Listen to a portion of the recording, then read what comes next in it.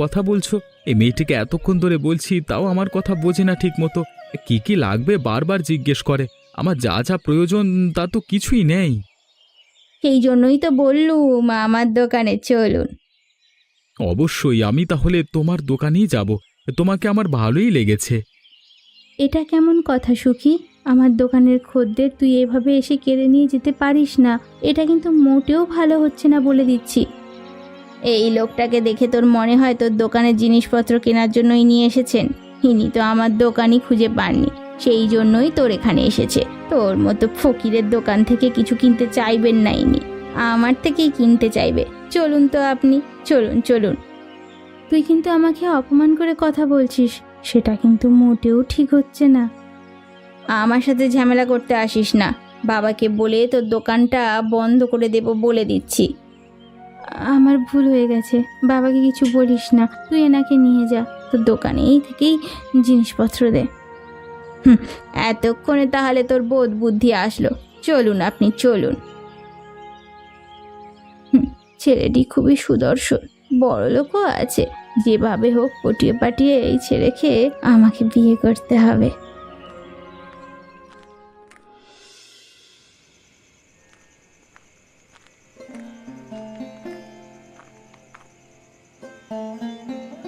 কি গো দুঃখী, তোমার দোকান এখন কেমন চলছে? আমার টাকা পয়সা ঠিকঠাক মতো ফেরত দিতে পারবে তো? ভালোই চলছিল, তোমার টাকা ঠিকঠাক মতো ফেরত দিতে পারবো, সমস্যা হবে না। তবে আমার সমস্যা হচ্ছে অন্য জায়গায়। আমার দোকানে যেসব খদ্দের আসছে, সুখী এসে সবাইকেই ওর দোকানে নিয়ে যাচ্ছে। আজকে আমাকে বাইরের লোকে এসে অপমান করেছে। তোমার আপন বোন হয়ে তোমার সাথে যে কেন এমনটা করে সেটা তো আমি নিজেও বুঝতে পারি না। তুমি তোমার বাবাকে বলতে পারো না, তাহলেই তো হয়। বাবাকে আর কি বলবো, বাবা তো আমাকে ভালোই বাসে না। তিনি ভালোবাসেন সুখীকে। আমাকে দোকান করার টাকা দেবে অল্প কিছু, তাও দেয়নি। তুমি যে টাকা দিয়েছো সেই সব দিয়েই তো করছি। সব জিনিসপত্র ওঠাতেও পারি না। তোমার ওই বাড়িতে থাকাই ঠিক হচ্ছে না। এসব তুমি কি বলছো? ও বাড়িতে না থাকলে আমি কোথায় থাকবো? আমার তো যাওয়ার মতো অন্য কোনো জায়গাও নেই। সব কিছু আমার মেনে নিতে হয়। অনেক দিন ধরেই তোমাকে একটা কথা বলবো ভাবছি। আমি তোমাকে পছন্দ করি, আমি তোমাকে বিয়ে করতে চাই। তুমি আমার বাড়িতে থাকবে, দুজন মিলে দোকান সামলাবো। সন্ধ্যা হয়েছে, আমি যাই, পরে এসব নিয়ে কথা হবে। তুমি তো আমাকে ছোটবেলা থেকেই চেনো।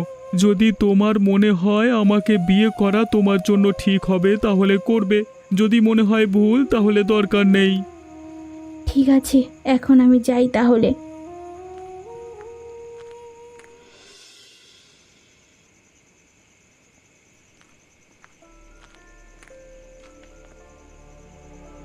বাবা, বাবা, তোমার সাথে আমার কিছু কথা ছিল, সেজন্যই এখানে এসেছি। তোমার কি একটু সময় হবে কথাগুলো শোনার জন্য?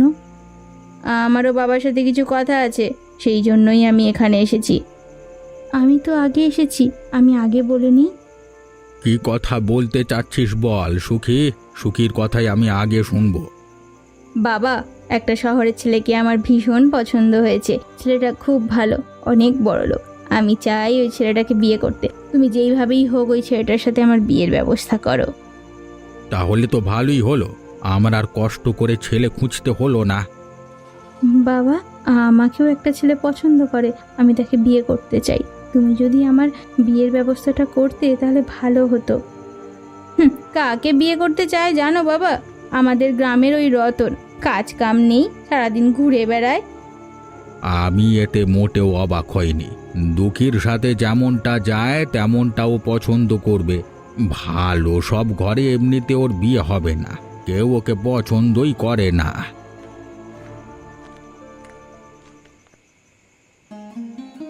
দেখেছো কেমন ভাবে আবার ন্যাকা কান্না কাঁদছে? সব কিছু ঢং, বুঝলে তো বাবা? ওসব আমি ভালো করেই জানি। ওসব নিয়ে কোনো চিন্তা করতে হবে না তো। তুই যেভাবেই পারিস ওই ছেলেটিকে বল আসতে, ওই ছেলেটির সাথে তোকে বিয়ে দিয়ে দেব। আর একই সাথে রতনের সাথে দুঃখীর বিয়ে দিয়ে দাও। শুধু শুধু তোমার চালও আর নষ্ট হবে না তাহলে। এটা তুই ভালোই বলেছিস, তাহলে আমি সেটাই করি। তুই এখন যা।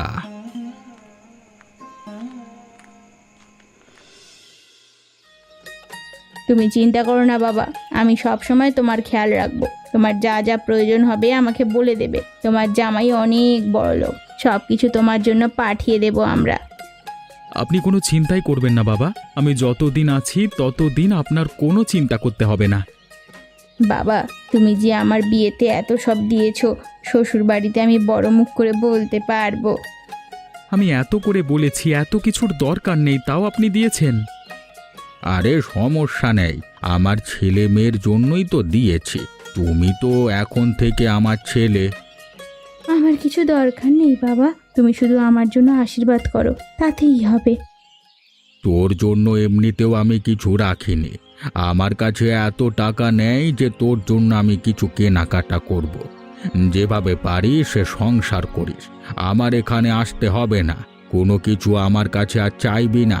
আরে এখন থেকে যা লাগবে নিজের স্বামীর কাছে চাইবি।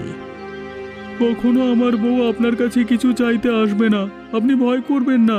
আপনি শুধু আশীর্বাদ করে দিন, তাহলেই হবে। আশীর্বাদ ছাড়া কিছু চাইবো না। বিয়ে হতে পারিনি, এরই মধ্যে এত বড় বড় কথা বলতে শুরু করে দিয়েছে। দেখেছো বাবা, পরে যে আরো কত কথা বলবে তার তো কোনো ঠিকই নেই। আরে ওদের কথা বাদ দে, চল তোকে আমি কিছুটা পথ এগিয়ে দিয়ে আসি। আর তোরা এখন এখানে দাঁড়িয়ে আছিস কেন? যা, চলে যা।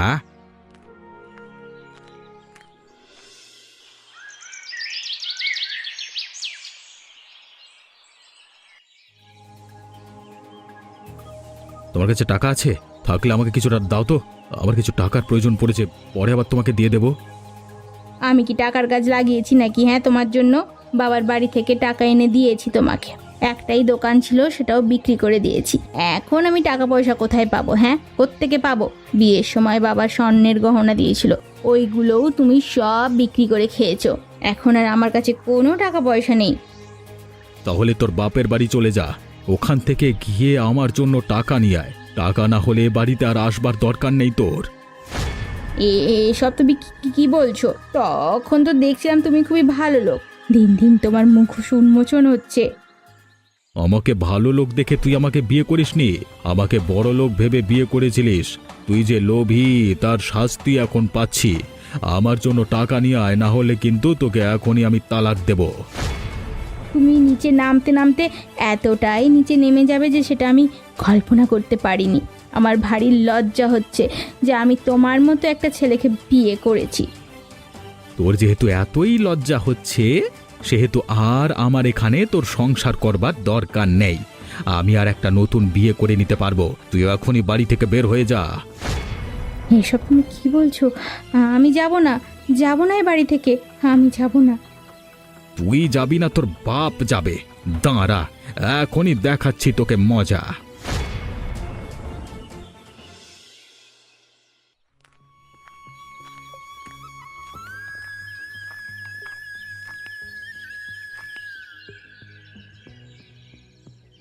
এ কি বাবা, কি হয়েছে তোমার? তুমি কি অসুস্থ? আমি অসুস্থ নাকি সেসব তো তুই এখন আর কোনো খোঁজ খবর নিস না। যখন তোর টাকার প্রয়োজন হয় তখনই শুধু আমার খোঁজ খবর নেওয়ার চেষ্টা করিস। এতবার লোকের দ্বারা তোর কাছে খবর পাঠালাম, তাও তো তুই আসলি না। কই বাবা, কার কাছে খবর পাঠিয়েছো? আমি তো কিছুই জানি না। তোর জামাইয়ের কাছে খবর পাঠিয়েছি। সেসব বাদে তোর কি হয়েছে? তোর শরীরে এমন আঘাতের চিহ্ন কেন? সব হচ্ছে আমার কপালের দোষ। অমিত আমাকে মেরে বাড়ি থেকে বার করে দিয়েছে বাবা। আমাকে আর নেবে না, যদি টাকা না দাও। নতুন করে বিয়ে করবে। আমার কাছে কোনো টাকা নেই, সম্পত্তিও নেই যে বিক্রি করে দেব। যা ছিল বিক্রি করে চিকিৎসা করিয়েছি নিজের। আমরা দুঃখীর সাথে অত্যাচার করেছি বাবা, এই জন্যই ওপরওয়ালা আমাদের এভাবে শাস্তি দিচ্ছেন বাবা।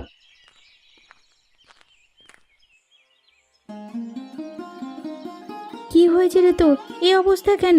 বাবারই বা কি অবস্থা? কদিন আমি শহরে ছিলাম দোকানের জিনিসপত্র আনার কাজে, আর এরই মধ্যে সবই আমাদের কপালের ফল। পাপের শাস্তি পাচ্ছি তোর সাথে যে পাপ করেছি তার। অমিত আমাকে বাড়ি থেকে মেরে বের করে দিয়েছে, নতুন করে বিয়ে করবে বলছে। দেখুন এখন আমরা কত ভালো আছি, আপনাদের অবস্থাটা দেখুন। কি বলছো তুমি? আমার বাপ আর বোন আমার সাথে যাই করুক না কেন আমি তাদের ক্ষমা করে দিয়েছি। তারা আমার আপনজন। তুমি ভালো মানুষ, তুমি শুধু শুধু কিছু বলো না। আসলে আমরা ভুল করেছি, বলারই কথা, আমাদের ক্ষমা করে দে। আমাকে ক্ষমা করে দে। টাকার জন্য সংসারটা ভেঙে যাচ্ছে আমার, কিছু একটা কর। ও বাড়িতে তোমার আর শান্তি হবে না গো। তোমাকে এখানে একটা দোকান দিয়ে দিচ্ছি, নিজের পায়ে নিজে দাঁড়াও, স্বাবলম্বী হও। অমিত নিজের ভুল বুঝে নিজেই চলে আসবে। নিজে কিছু করো, বাবারও চিকিৎসার ব্যবস্থা করছি আমি।